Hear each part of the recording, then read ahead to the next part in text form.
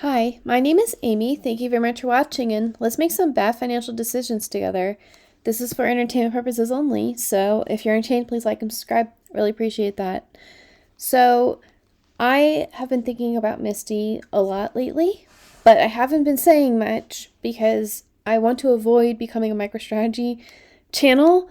I do love all high income ETFs, and I'm working my way through figuring out which ones are good and which ones are bad and which ones I'm excited for and how they work and my actual opinion on whether we should be rolling our own, bothering to learn options, or just going with the flow. But I was asked by Matt, what are my plans for the crypto winter, and do I think Misty will keep its value, or will I go to an inverse fund? And let me start with the inverse fund part of this question.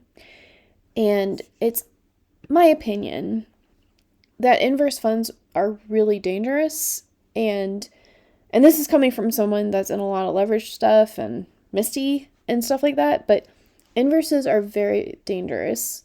So if you put your money in them, this is not advice.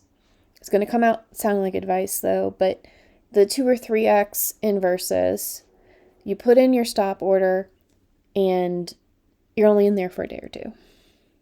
Like, I haven't done it in a while, but my theory was get in it, watch it like a hawk. As soon as you get to like 5% of gains, you put in your stop order for 5%. And that way you can't lose money on this trade. There is a bottom and you're protecting yourself. The trailing stop is what I'm talking about. So like it'll go up as your gains go up, but if it drops really hard, then you're protected. I did that with Vixie, I remember clearly, but I would much rather just put my money in whatever is low. And I know that people, they take their gains from the inverse and they put it into whatever is falling that day, but everybody plays that in their own way. I just think that inverses are very dangerous, and it's not a game I really want to play right now. I mean, if there was like a huge crash and it went down 12%, like I'm in SQQQ, right in it with the wave with everybody. So don't get me wrong, just they're dangerous and you should know what they are and how they work before you put any money into it and protect yourself. And you can always cancel the order and sell when you think it's a good time to sell. It's just that I work during the day. So if I'm in a meeting and the market reverses real quick, then I don't want to lose money while I'm in a meeting, So that's the inverse. I was in fiat, but after a while, my theory was, okay, the price is going down, and I was buying into it for a long time. But during the crypto winter, it's not that Bitcoin will, it probably will drop at some point, but it usually just trades kind of sideways. The volatility is just less. So even if it's an inverse and the NAV is going up and stable, Coinbase's volatility will be less. So the premium will be less anyways. So I may as well deploy it in something like selling a put on MSTU, getting my premiums now, and then using those premiums. Well, I have my 0% credit cards that I'm trying to pay off as quickly as possible. So I'm using it to do that, but then using the premiums to go into stuff like XDTE and all the basket funds and the indexes, and that way my entire portfolio is more resilient. So that's just my opinion on that I probably won't be in fiat ever again, and I probably won't be in inverse funds for the long term, but I think that income funds with inverses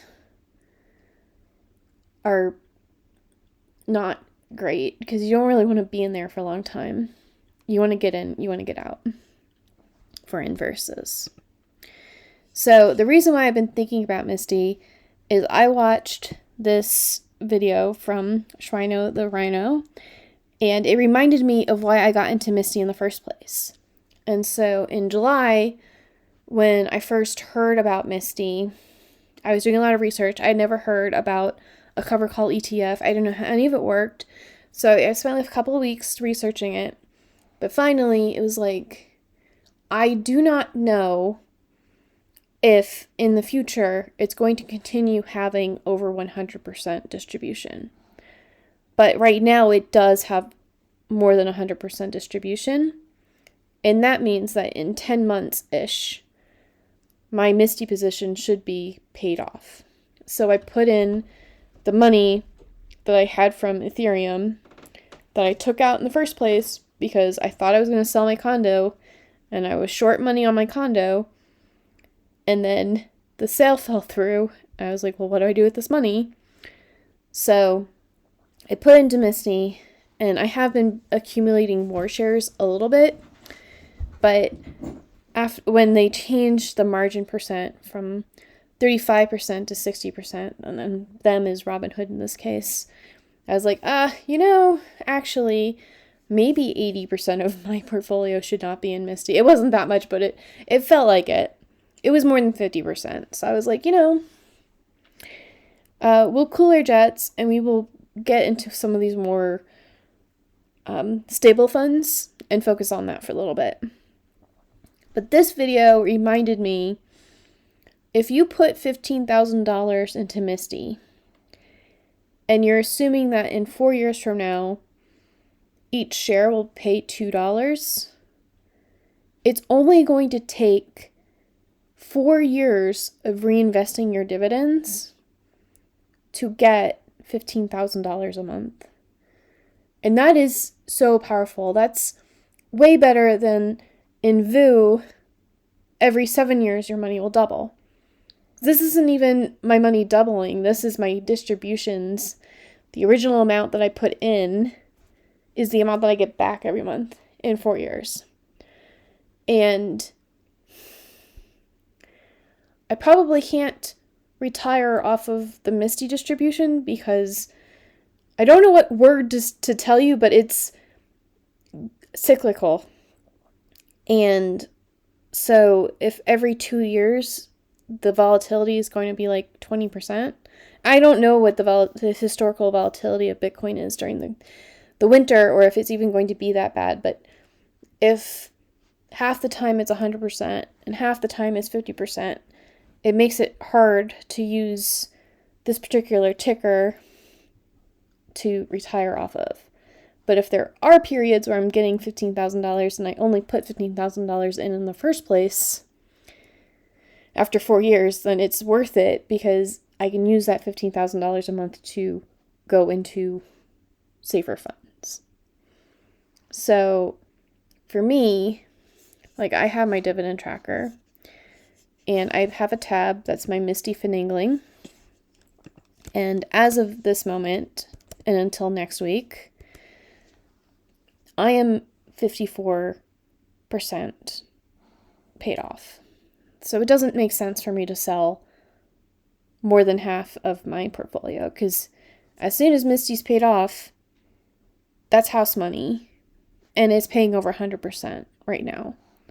So hopefully this is figuring that we pay $3 per share for the next 5 months. Hopefully we can do that, and then I'll be 99% paid off. And around this time, I should be finished with paying my credit cards off. So this gives me incentive to finish paying off my credit cards in a timely manner, because once this is house money, there's really no reason not to shoot to have the amount of shares I would need to get $15,000 a month in 4 years. And I was actually recorded this video before, and I was listening to myself, and I was like, wait a minute. None of this makes any sense. So the video that I watched was assuming that you just take the dividends that you have and you reinvest them. And so in the beginning, you don't invest as many shares. And then by the end, you're, reinvesting and getting a lot of shares. But I'm more interested in, okay, I want $15,000 a month. I'm assuming it's going to be $2 a share. That means I need 7,500 shares. And it'll take me 48 months to do that, which means that, and I also have 780 shares right now. So I need an additional 140 shares per month. And that's an average of 33 shares per week. But what I could do is sell, after the distribution every month, sell a put that uses most of the distribution or all of it, at the beginning, to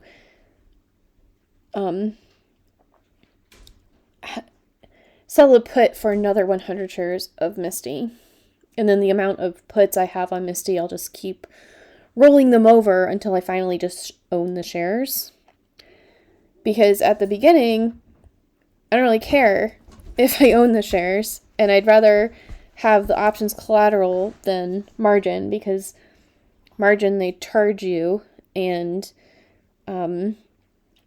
this just means it's basically like a limit order that I get paid for my patients.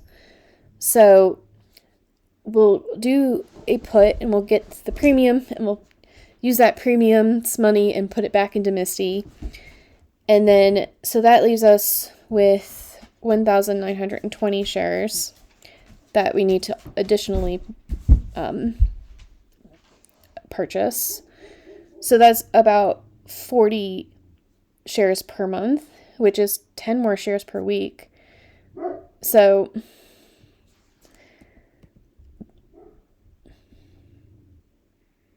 I think this was like additional.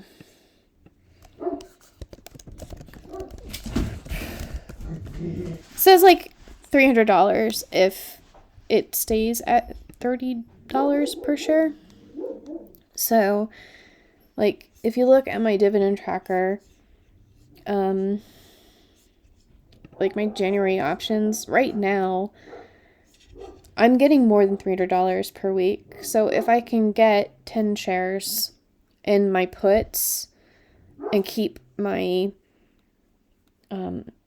options collateral and my margin reasonable, that means the rest of my silos, I can continue to work on expanding my S&P 500 silo and my NASDAQ silo. And I think that, yes, I do want to have basically the S&P 500 and the NASDAQ 100 to be 50% of my portfolio, and then the Russell 2000 to be around 5%, and then, the semiconductors and just like the random stuff that I want to put in. But I do want to make sure that if I do wind up doing this, that my portfolio is resilient to any kind of sharp downturns. And also, I would like to be retired within 4 years. So I would like to have like steadier income as well as MSTY. But this is just, it gets me very excited, and I would love to be able to do this and to update you all when I do start to do this, but I do need to pay off my credit cards first. That is hobbling me, but it was what these are consequences, and I want to pay off my credit card before I start accruing interest on them. I don't want to pay interest on credit cards. I would rather get distributions and not get charged any money, honestly. So we're going to be disciplined with this. And I just remember what I was going to say. So I'm not sure how low Bitcoin's going to go.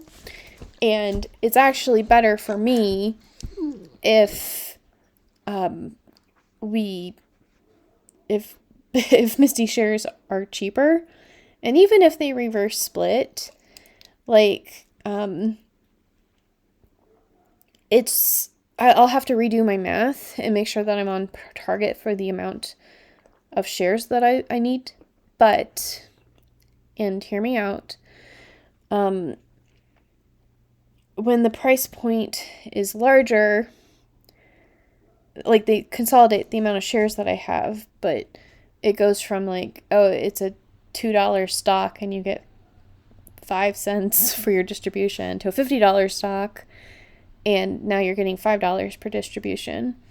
So even if it does do that, like this is house money, and I'm going to use the house money to open up the positions for the puts, and then if MSTU is either expensive or the implied volatility, therefore the premiums are not good, I'll just pick another option. Like I have a watch list that is somewhat neglected, but I have an options list that I have been keeping. So I could do something dumb like Fubo or CL, or probably not Coors or Mara, because it would have the same issues as MSTU. But like, I could go in on SoFi and HIMS and Lumen. It's just that the capital, like the premiums are not as efficient right now as MSTU is, but I'm mostly convinced that I'm going to get caught in a down thing with MSTU and get stuck with a bunch of shares, and then it won't be as fun anymore. But MSTU is a leveraged MicroStrategy, and I believe in MicroStrategy in the long term. So even if I get stuck with a bunch of shares, I can always do cover calls. And even if MicroStrategy has like less premium, it's not like there's going to be no premium. People are still going to be trading it. So hopefully we don't have to deal with a harsh winter this time. Hopefully the institutions and all these ETFs and these companies buying Bitcoin to put in the reserves on whatever the US government is doing. Hopefully all of this conspires together to make it so that MSTY doesn't lose too much premium, or not premium, NAV, and MicroStrategy still has its volatility, so we get good premiums for the next 4 years. And I think that this is how I'm going to go forward. And if I can sell a put with the distribution, and I can gain the amount of shares that I need, then I can just, when I run my own options, I'll just put them towards my silo and just make sure that things don't get, they're going to get pretty out of whack. But if MSTY is giving me $15,000 a month in 4 years, then I'll just have to deal with that. So anyways, are you planning on selling your MSTY shares? This is just one stock that it doesn't make sense to ever sell, ever. If you can get your money back and it be house money in 10 months, then if you've already gotten all your money back, there's no reason to sell it. So, oh, right. So these are the songs that I published today. The numbers Trance, I copied and pasted the numbers for YMAX for like the last 3 weeks and made a Trance number out of it. So I've been listening to it on and off all day, so I think it's interesting. And then Trade with YieldMax is a pop song, and it's just a little place where we can make money together. And ULTY is a parody of Jolene. Just please don't take my nav just because you can. And then, of course, ULTY runs away with our nav, and so there's that. But and then finally we have my YieldMax, and how this works is if you have an amount of money, like I have $800 to invest this time. These are based off of the latest distribution, so it's kind of just hard to tell based off of the distribution amount alone, because it's per share and the share prices are different. So this is just a quick comparison tool so that you can know, like, for the $800, what would my distribution be? And then might, because it's yield, might this be close to what I would get in the next distribution? So it doesn't sound like I'm going to be de-risking myself from MSTY, but what I might do is sell my Maro, and I have SEPI, and just buy into LFGY, just so that, because LFGY is like 15 to 30 companies, I believe, of crypto related. So it's, I wouldn't say better, but like less risky for the single stock at least. So I'm going to focus on the weeklies, but you can see that we have the groups with all the curve and the YieldMaxes, and TSLP, which is in group C here, did its distribution today, but I have not updated this yet, so that's incoming. But what are your thoughts, MSTY? And I will talk to you later. Bye.